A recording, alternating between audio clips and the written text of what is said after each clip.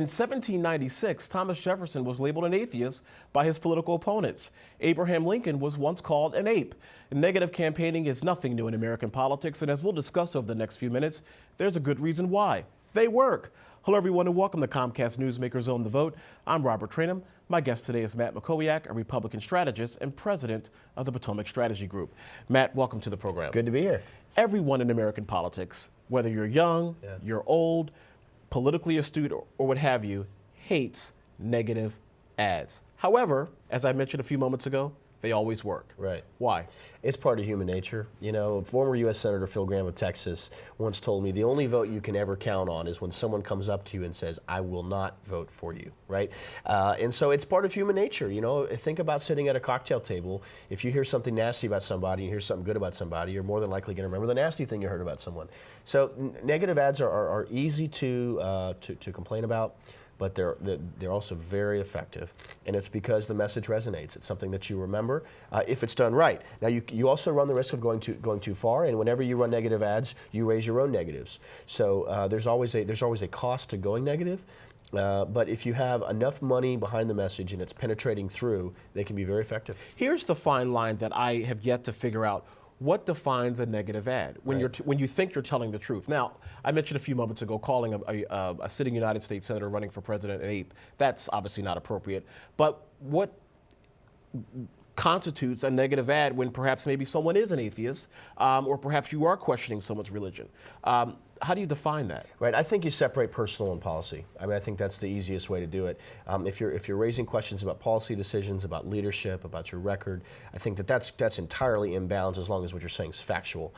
When you get into the personal life, personal qualities, characteristics, those kind of things. But what if the ad talks about the person's policy, but it does it in a quote unquote negative way? Does that mean that's a negative ad by definition? I think so. Yeah. I mean, you're either trying to drive a positive message or a negative message. Positive message about yourself, negative message about someone else. Those are really the only two choices that you have in paid media. So, look, you have to do it with credibility. You want to do it in a way that minimizes the downside risk to you, upsizes the potential upside risk to you as well. So, it's about negative ads have to be done very carefully, very effectively. They have to be done on an issue that people care about, and they have to. It's about raising questions in the mind of the voter when they go into the ballot box. What is that person, the independent voter, the person that's going to make the decision that's going to change the entire election, determine the result of the election? What are they going to think about when they're voting? And so you want to find what issues matter the most, and then what issues can you raise about someone on those issues that are going to impact their vote. Matt, we know that in presidential elections, typically the person that decides presidential elections is the independent swing voter out there in battleground states. Primarily they're women. When it comes to negative advertisements, when one is creating a negative ad, do you produce an ad that's geared towards that independent single woman out there? You do. I mean, as you get into a general election and you have a one-on-one race, you have a path to victory, and you figure out how you get there. And it's a constant battle between making sure that you're keeping your base enthusiastic and supporting you, and you're not losing them, but then work in the middle and going after that independent vote. And so, yeah, look, negative ads, they work when they're effective, and that's why you continue to see them. Everyone complains about them. People continue to use them because they're very effective. But yes, you want to target them to certain demographics, to the swing voter that matters. Presidential elections are always decided between the 40-yard lines. And President Obama, Senator Obama won independence in 2008, I think by 6 or 8 points. Right. And so, that made the difference. We remember the 3 a.m. ad back in 2008.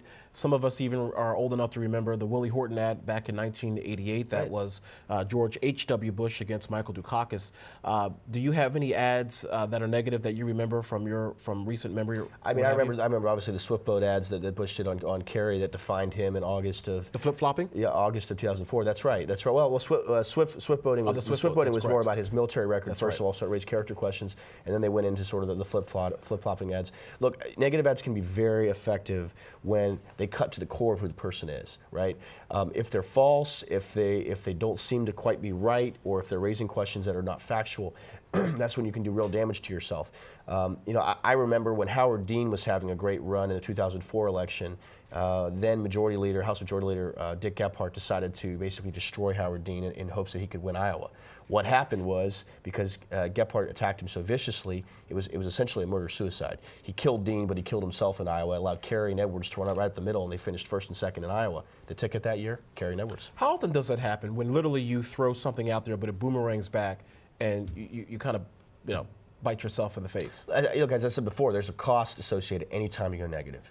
I've seen this in congressional races. You know, when you start going negative, it will affect the people that are seeing it, but you're going to have your friends and your supporters call you up and say, please stop going negative. I don't like negative ads. I want to close on this. Newt Gingrich, who is currently the former Speaker of the House, who is, you know, in and out of the presidency and so forth, is he running a negative campaign in general on two fronts?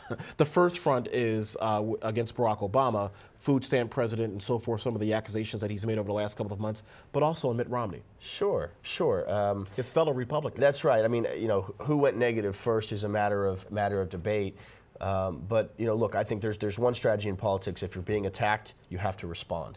And you can respond from a defensive position, or you can respond from an offensive position. So in other words, define yourself before others define you. That's right, and all these candidates have been negative about Obama for months. Newt, I don't think, was negative on Romney until Romney was negative on him, which that started in Iowa and then in South Carolina. All right, Matt Mackowiak, thank you very much for joining us. Sure. And of course, thank you for joining us for this edition of Comcast Newsmakers on the Vote. I'm Robert Trainum. Have a great day, everybody. We'll see you next time. Take care.